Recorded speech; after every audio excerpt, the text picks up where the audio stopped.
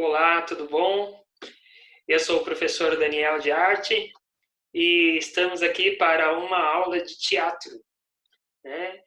Quando nós estávamos em aulas presenciais, quando não tinha ainda esse Covid-19, nós tínhamos regularmente aulas de teatro presenciais, né? Eram atividades livres que aconteciam então às segundas e para o ensino médio e para o ensino fundamental 2 e também às sextas-feiras para o ensino fundamental 1, alunos de primeiro a quinto ano.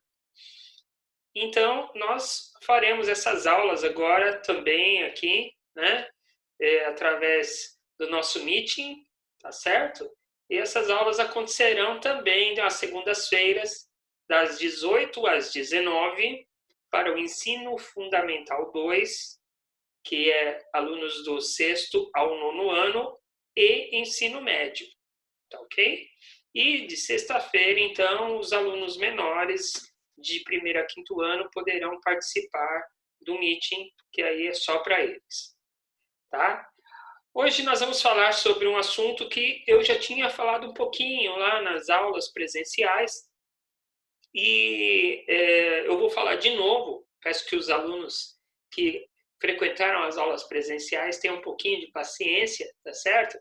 Porque muitos alunos podem querer participar agora, que estamos à distância, né, acompanhar essas aulas, e aí é legal a gente nivelar o conhecimento, tá bom? Para todo mundo conseguir acompanhar. Muito bem, então, vou compartilhar com vocês um arquivo que eu fiz aqui, tá certo? E a gente vai conversando, então, através dessa apresentação.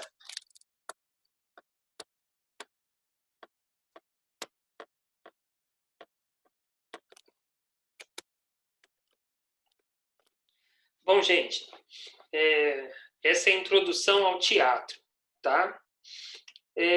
O teatro, ele é uma linguagem com muitos elementos. Então, na foto ao lado, nós vemos aí o ator Paulo Altran, que nasceu em 1922, faleceu em 2007. Uma pena, porque ele realmente era um gênio, né? Um gênio da dramaturgia. E ele usou aí, né, nós vemos aí nessa foto toda a sua expressividade, né?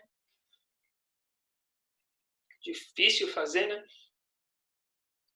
Bom, ele estava interpretando aí o personagem Harpagão, protagonista da peça O Avarento, uma peça de Molière, que nasceu em 1622 e faleceu em 1673. Na linguagem teatral, nós combinamos vários elementos de várias linguagens, tá? Em uma encenação, além das palavras, dos gestos, das expressões faciais dos atores, estão presentes também as músicas, as cores, as formas, as texturas, as luzes, tá? E tudo isso é muito importante para compor as cenas. Veja a imagem ao lado. Nós temos aqui os atores, né? Paulo Altran está aqui. Nós temos uma atriz, tem um outro ator aqui contracenando, né? E nós vemos que eles têm expressões assim, né? Este ator aqui ele tem uma expressão assim, de que parece que ele realmente está falando alguma coisa agressiva, né? Algo que vai de encontro aos interesses desse outro grupo. Enfim, né? Não é só gesto. Gente, nós temos ali atrás caixas empilhadas. Essas caixas, elas compõem o cenário, né? Então, elas criam um ambiente, elas criam ali uma atmosfera diferente, né? Nós temos o figurino dos atores, da atriz. Esses figurinos são figurinos de época, né? Então, eles representam a época que aquela cena está ocorrendo. E nós vemos também as luzes. São luzes meio amareladas, dão a impressão realmente de uma cena antiga. E os móveis, olha lá, temos um banquinho ali, né? Todo um design assim bem vintage. Então nós podemos dizer que tudo isso é muito importante para compor a cena. Não só os atores, a atriz, mas nós vemos aí que tudo isso é muito importante, né? Para criar essa atmosfera, para envolver o público, certo? Então, nós vamos falar um pouquinho, então, da origem do teatro. Nós vimos lá os atores, né?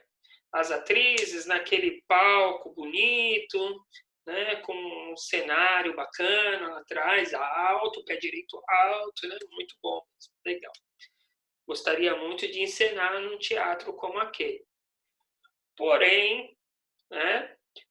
Nem sempre isso é possível porque os teatros grandes eles são reservados já a grandes peças. Mas com o tempo, né, nós podemos, com tempo e prática, nós podemos vir a representar num teatro como esse. E assim como a dança, a música, a arte da representação, ela acompanha os seres humanos desde aqueles tempos mais remotos, né? Desde a Grécia Antiga, nós temos ali o teatro. Acredite-se que ele foi associado primeiro aos rituais realizados pelos nossos antepassados, na tentativa ali de compreender os fenômenos da natureza.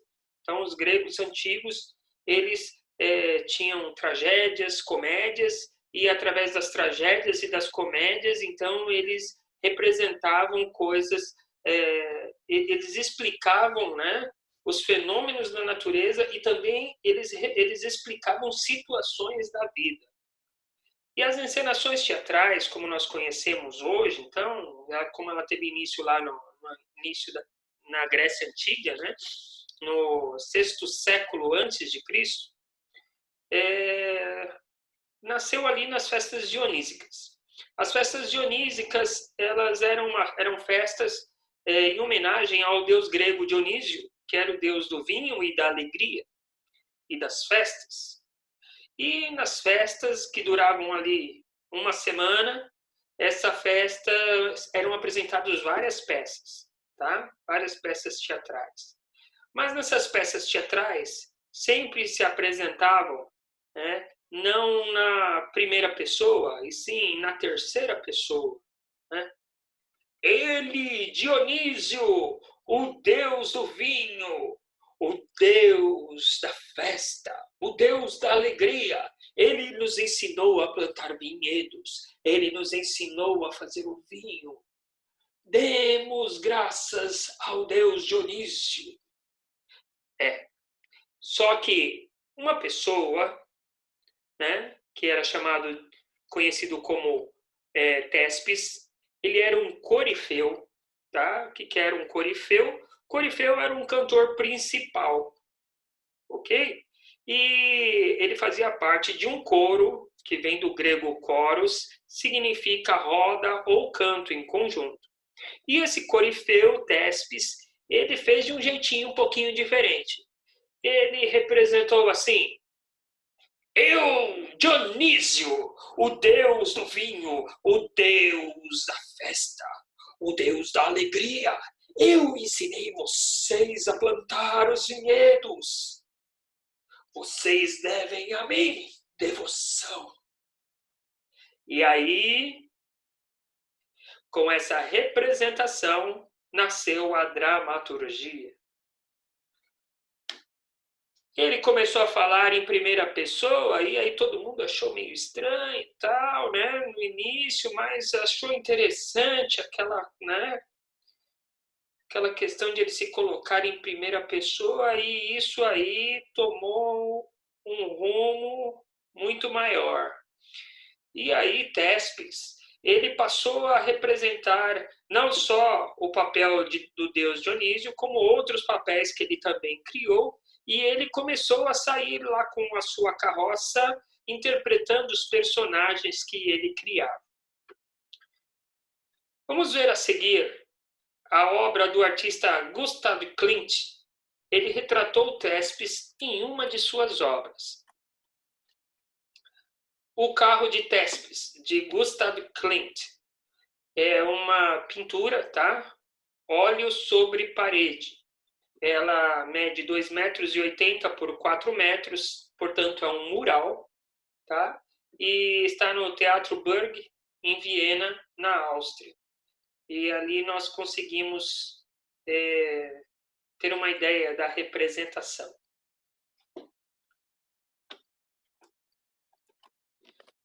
Bem, aqui neste outro slide, ele vem mostrando o teatro de Epidauro, na Grécia.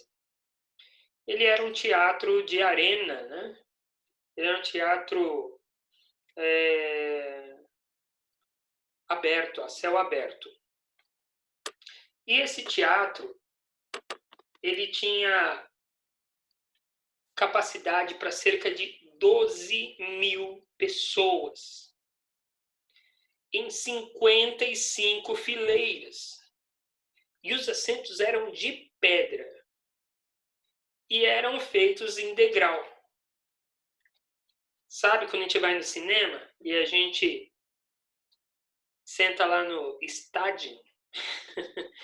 Baseado nos teatros gregos, tá bom, gente? Então, na antiguidade lá, 21 fileiras eram destinadas aos cidadãos, 34 a sacerdotes e governantes. E nós temos aqui, né, no númerozinho 2 aqui, ó, nesse círculo, a arena circular no centro da construção era chamada de orquestra. Nesse espaço que os coros ficavam, que as danças eram representadas. O piso dessa área era de terra batida ou revestido de pedra. Então, foi daí então que Téspis, o Corifeu, né, representou: eu sou Dionísio, o deus do vinho. Então, foi justamente daí. Nós temos aqui no número 3 o local da encenação. As encenações ocorriam no proscênio, espaço elevado, localizado atrás da orquestra. Nesse local, os atores podiam ser vistos, ouvidos por todos os espectadores. Atrás do proscênio ficava a skene, local onde os atores trocavam de roupa. Nós temos ali o número 4, que é a acústica. Embora o teatro de Epidauro não seja coberto, a propagação do som no local é muito boa. Por essa razão, afirma-se que a acústica do local é perfeita. Esse modelo de construção torna possível ouvir perfeitamente os sons, mesmo uma fileira da arquibancada mais distante. Então, foi muito bem projetado. E a pessoa que ficava aqui, ela não tinha nenhum equipamento de som, porque não existia. Ela usava as máscaras, inclusive essas máscaras, elas ajudavam ali na propagação do som, tá? Mas, devido à arquitetura do local, o som se propagava perfeitamente. Você imagina um lugar com 12.000 pessoas e a pessoa conseguir, na última fileira, ouvir perfeitamente o som. A arte de despertar emoções. Bom, a tragédia e a comédia são os mais antigos e tradicionais gêneros teatrais. Aquelas máscaras, né, que nós vemos aqui, ó, as máscaras da tragédia e da comédia, ela é o símbolo mais conhecido do teatro. E na Grécia Antiga, as tragédias elas eram histórias de conflito, envolvendo personagens de condição elevada, como deuses, heróis, reis. Apresentavam finais tristes, terminando muitas vezes em morte. Nessas histórias, os personagens eles geralmente não aceitavam o seu destino. Eles desafiavam o poder dos deuses. As tragédias eram representadas para provocar medo, piedade nos espectadores. Isso gerava uma coisa no final que nós chamamos de catarse, tá? A catarse, como mostrou lá o nosso querido Aristóteles, a catarse ela era nada mais do que uma cura espiritual. Tá? Era o que fazia as pessoas esquecerem as suas dores, esquecerem as suas ansiedades, ou talvez até repensar, né, na sua vida e agir de uma forma diferente, tá? Então, a catarse, ela foi muito estudada pelos filósofos, e o teatro, ele era uma representação física, vamos dizer assim, da catarse. Comovidas com a trajetória do personagem trágico, as pessoas assimilavam as lições, as mensagens transmitidas pelos atores. Catarse. Já as comédias eram representadas para provocar riso nos espectadores. Então, nessas, os personagens eram representações de pessoas do povo, não de seres mitológicos. E ao contrário das tragédias, as comédias quase sempre tinham um final feliz. Aqui ao lado nós temos as duas atrizes, né? Na peça Antígona. E essa é uma tragédia grega escrita entre 450 a.C. e 401 a.C. Nós temos, né, muitas variações de comédia. Trazendo para os nossos tempos aí o stand-up, que ele está cada vez mais divulgado, né? Inclusive nas redes sociais, YouTube, enfim.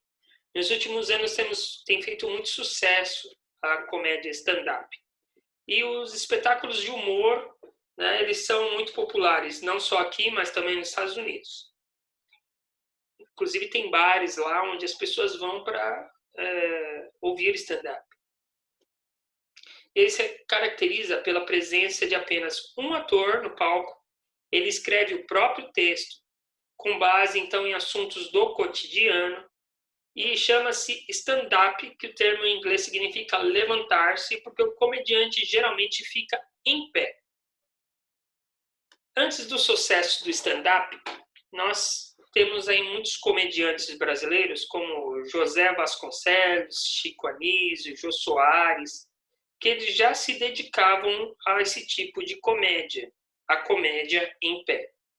Bom, pessoal, a tragédia e a comédia, elas são gêneros que transmitem sentimentos opostos. Então, nós temos ali a tristeza, a alegria, e eu vou dar uma atividade para vocês, tá bom? Nessa atividade, vocês vão ter que representar esses sentimentos com o corpo. Então, está dizendo aqui para vocês ouvirem a música que o professor vai reproduzir. Só que seria interessante se a gente fizesse essa atividade em sala de aula. Como nós não estamos em sala de aula, eu não vou colocar nenhuma musiquinha para vocês aqui, tá bom? Mas vocês vão poder, quando vocês estiverem ali no seu quarto, sozinho, coloque uma música e faça esse exercício, tá? Coloque a música e faça uma selfie. Em uma das selfies, você vai representar a alegria. Em outra selfie, você vai representar a tristeza. Ok? Tirem as fotos e mande para mim no meu WhatsApp. Tá certo? Por hoje é só. Um grande abraço. Eu espero vê-los na próxima semana aqui. Bom? Hoje só eu falei, porque nós não tivemos a presença dos alunos nas aulas. Então eu convido todos vocês para na próxima semana vocês estarem presentes aqui com a gente, tá? Para a gente poder juntos, né, ter um pouco mais de sinergia aí, né? Mais pessoas, fica mais animado, né? Dá vários comentários, dá para a gente fazer exercícios, né? Quem sabe um sorriso, uma tristeza, um choro, enfim, ok? Um grande abraço para vocês, até semana que vem.